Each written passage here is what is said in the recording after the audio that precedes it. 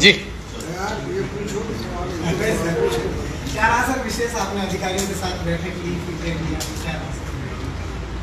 आज ये जो बैठक थी बेसिकली जोधपुर रेंज और जोधपुर कमिश्नर, इनके सारे एसपी साहिबान, इनके जोधपुर रेंज के जो जिले हैं वहाँ के एसपी साहिबान, कमिश्नरेट के जो डीसीपीज हैं उनके साथ में, और पूरे रेंज और कमिश्नरेट के एसीपीज और डीवाईएसपीज के साथ में, और जोधपुर के एसएचओज के साथ में बैठ करके बेसिकली 3 इशूज़ को रिव्यू करने के लिए बैठक बुलाई गई थी।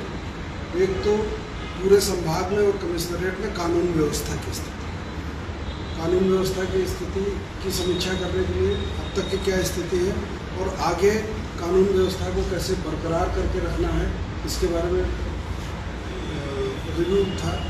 दूसरा, जो चुनाव, विधानसभा के चुनाव होने वाले हैं आपके, इस चुनाव में इसकी तैयारियों को लेकर के पुलिस के द्वारा क्या क्या किया जाना है, संवेदनशील इलाकों में क्या व्यवस्था करनी है, क्रिटिकल इलाकों में क्या व्यवस्था करनी है, और इस सब को करने के लिए कितने पुलिस बल की, संसाधन की, मैन पावर की, रिसोर्स की ज़रूरत पड़ेगी, उस सब को लेकर के ये डिटेल रिव्यू मीटिंग की गई थी, जिनमें इन सारी चीज़ों की समीक्षा की गई, सारी चीज़ों के बारे में इनको आवश्यक निर्देश दिए गए।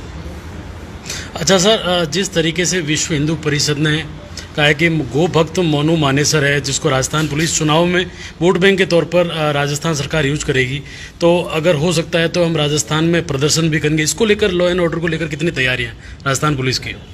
लॉ एंड ऑर्डर को लेकर के पूरी तरीके से पुलिस तैयार है, राजस्थान की पुलिस पूरी तरीके से तैयार है, और अब तक भी कानून व्यवस्था की स्थिति पूर्णतः नियंत्रण में रही पूरे प्रदेश में। जयपुर संभाग की बात तो कमिश्नरेट में तो है ही है, आप लोगों के सामने है कि कोई भी ऐसा इंसिडेंट हाल फिलहाल में नहीं हुआ है जिसको कहा जाए कि कानून व्यवस्था खराब हुई है।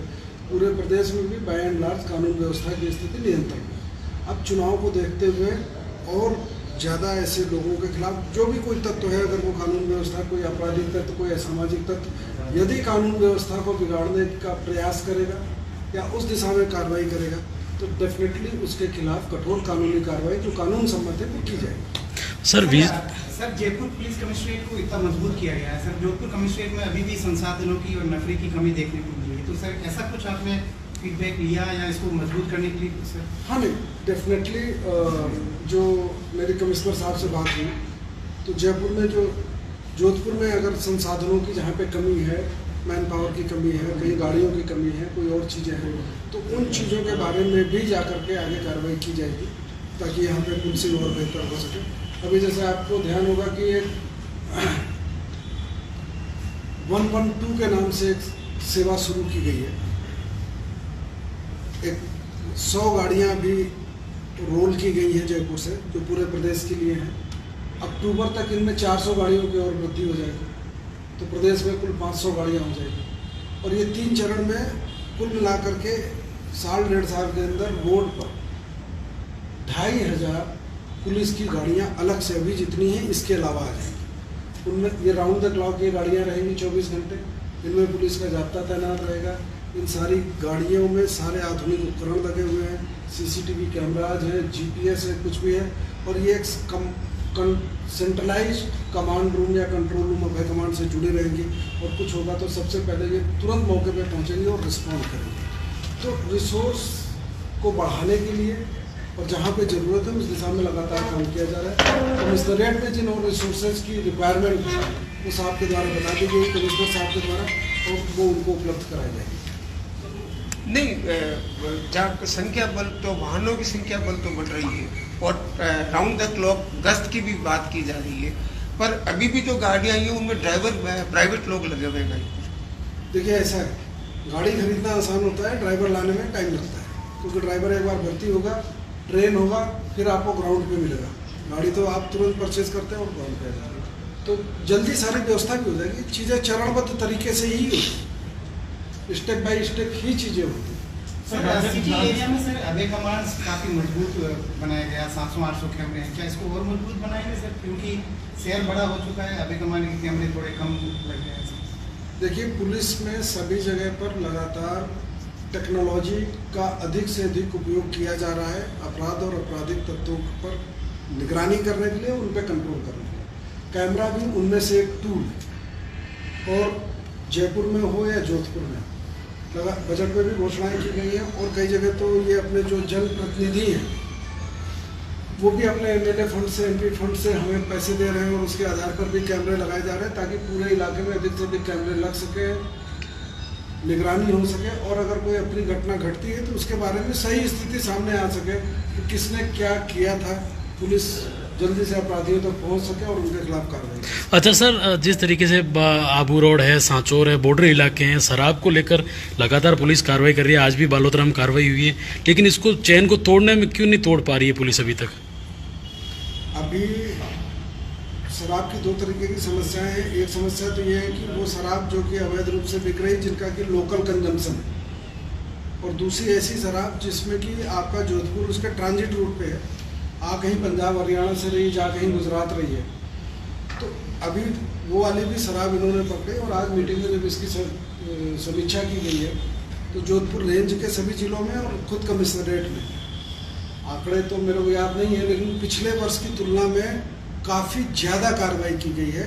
और सोर्स पर जा कर के भी, जैसे एक ट्रक अमृता दुहान मैडम बता रही थी कि उन्होंने, थाना मुझे याद नहीं है इस समय, उन्होंने जो एक ट्रक शराब पकड़ी थी वो पंजाब से चला था, तो सोर्स पे जा कर के उन अपराधियों को भी गिरफ्तार किया गया, उनके खिलाफ भी कार्रवाई की गई। सर, सबसे बड़ा सवाल है ड्रग माफिया का। स्कूल कॉलेज के स्टूडेंट जो है नशे की चपेट में आए, जैसे माफिया को खत्म करने के लिए क्या पुलिस का प्लान है? माफिया के लिए भी लगातार, जो मैं कह रहा हूँ अगेन, इसमें भी आप लोकल कमिश्नर साहब से और आईजी साहब से आप फिगर्स ले सकते हैं। पिछले वर्षों की तुलना में कहीं ज़्यादा कार्रवाई की गई है और अब डायरेक्शन ये दिए गए हैं कि आप जो भी लोकल कार्रवाई करो उस कार्रवाई के सोर्स तक जरूर जाओ। जब तक आप उसके सोर्स तक नहीं जाएंगे तब तक ये लगातार नशे का प्रचलन जारी रहेगा। तो अब ये विशेष निर्देश दिए गए हैं कि जब भी आप एनडीपीएस में कोई कार्रवाई करें तो उसके सोर्स तक जा करके उस आदमी को भी ले आकर के उसके खिलाफ कानूनी कार्रवाई करें, उसको बंद करें, ताकि वो पूरी चेन खत्म हो जाए। चैन खत्म होने का नाम नहीं ले रही। पंजाब से गाड़ी निकलती है, राजस्थान में गंगानगर से घुसती है और सांचौर तक आती है, बीच के थाने कहाँ जाते हैं? मैंने कहा ना कि आप अगर कोई पर्टिकुलर घटना जनरलाइज मत कीजिए, जो है उसको पर्टिकुलर कोई घटना आपके ध्यान में है तो बता दीजिए। बाकी कार्रवाई और उसकी अगर बात करेंगे तो पिछले साल से 40-45% ज़्यादा कार्रवाई। लॉ एंड ऑर्डर की बात होती है, चुनाव भी आने वाले हैं नेक्स्ट महीने 2-3 महीने में, और दीपावली का सीजन भी होगा। अवैध बारूद काफ़ी आते हैं, पटाखों का लाइसेंस जारी होने लगे हैं। लाइसेंस नहीं होने के बावजूद भी पुराने शहर में खुलेआम तंग गलियों के अंदर पटाखे बेचे जा रहे हैं और उसके बावजूद कमिश्नर साहब को शिकायत करने के बाद कोई भी कार्रवाई नहीं होती। जो शिकायत करता है उसके ऊपर मुकदमा दर्ज करवा दिया जाता है। उस स्थिति में आप क्या करेंगे सर? जो आतिशबाजी का जो प्रश्न उठा रहे हैं, डेफिनेटली आतिशबाजी लाइसेंस के साथ ही बेची जाती है। अवैध है तो उसके खिलाफ कार्रवाई होगी। नहीं हुई उसके बाद जो जिसने शिकायत की उसके खिलाफ आप अलग से बात कर लीजिए, कार्रवाई करा दीजिए। अच्छा सर, आज समीक्षा बैठक हुई है आपकी, उसमें विजन मुख्यमंत्री का 2030 को लेकर कोई चर्चा हुई? नहीं, इसमें विजन 2030 को लेकर के पुलिस मुख्यालय के दूसरे अधिकारीगण बात कर रहे हैं। मैंने क्या कहा कि ये जो आज की मीटिंग थी ये बहुत फोकस्ड मीटिंग थी। इस मीटिंग का सबसे ज़्यादा फोकस था आने वाले समय में कानून व्यवस्था और लॉ एंड ऑर्डर को बना के रखना और कोई भी अप्रिय घटना जोधपुर संभाग में और जोधपुर कमिश्नरेट में घटित नहीं होने देना, नंबर 1। दूसरी चीज़, चुनाव को देखते हुए पूरी तैयारी करना, अवैध शराब पे, ड्रग्स पे, अवैध हथियारों पे भरपूर कार्रवाई करना और चुनाव में बाधा पहुंचाने वाले फ्री, फेयर और पीसफुल इलेक्शन को कंडक्ट करने में जो लोग बाधा पहुंचा सकते हैं उनको आइडेंटिफाई करके उनके खिलाफ प्रभावी कानूनी कार्रवाई कर। इन दो चीज़ों पे अब तक जो इन लोगों ने काम किया है उस काम की समीक्षा की गई और आगे इसमें और ज़्यादा मजबूती से काम करना है, टारगेट ओरिएंटेड काम करना है, वो इनको निर्देश दिए गए। पूरे इस संभाग में इंक्लूडिंग कमिश्नरेट में जो समीक्षा में पाया, कानून व्यवस्था की स्थिति पूर्णतया नियंत्रण में है, ऐसा मैंने महसूस किया।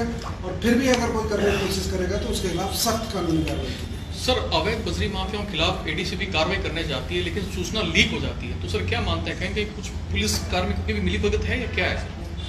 बजरी का विषय जो आप कह रहे हैं, ये एक मल्टी एजेंसी सब्जेक्ट है। इसमें 3-4 विभाग मिलकर के कार्य करते हैं, अकेले पुलिस का मामला नहीं है। तो सूचना कहाँ से लीक हुई, नहीं लीक हुई, वो तो मैं टिप्पणी नहीं कर पाऊंगा। लेकिन ये एक ज्वाइंट ऑपरेशन, संयुक्त ऑपरेशन किया जाता है। और जब भी अवैध खनन को रोकने के लिए खनन विभाग के द्वारा हमसे फोर्स मांगी जाती है, मुख्यालय के यही निर्देश है, तो पुलिस उनको उपलब्ध कराई जाती है, लेकिन फोर्स उनको मांगना है। सर, चुनावी रिव्यू में क्या निकल के आया, कितना जब फोर्स चाहिएगा और उसकी कैसे आप करेंगे? चुनावी रिव्यू में अभी प्राइमरी स्टेज पे जो रिव्यू किया गया उसकी रिक्वायरमेंट सामने आ गई, लेकिन चुनाव जैसे जैसे आगे बिल्डअप होता है, अभी कैंपेन बढ़ेगा, राजनीतिक कार्यक्रम बढ़ेंगे, वीआईपीज का मूवमेंट बढ़ेगा, सभाएं बढ़ेंगी, यात्राएं होंगी। और एक बार सारी स्थितियां क्लियर होती हैं, जबकि कैंडिडेट सामने आ जाते हैं, तो एक बार सारी चीज़ें तय होती हैं कि कौन सा इलाका संवेदनशील है, कौन सा नहीं है। उसके हिसाब से फोर्स की असेसमेंट करके जो भी रिक्वायरमेंट होगी बाहर से, क्योंकि जोधपुर में उतनी फोर्स है नहीं चुनाव कराने के लिए, बाहर से फोर्स दी जाती है, तो पैरामिलिट्री उनको उपलब्ध कराई जाएगी। पैरामिलिट्री में सीआरपीएफ मिलेगी, बीएसएफ मिलेगी, या भारत सरकार निर्वाचन आयोग के द्वारा जो भी फोर्स उपलब्ध कराई जाएगी वो उनको उपलब्ध कराई जाएगी, आरएसी उपलब्ध कराई जाएगी, एसटीएफ उपलब्ध कराई जाएगी, और बाहर से फोर्स उपलब्ध कराई जाएगी। Thank you sir. ठीक है।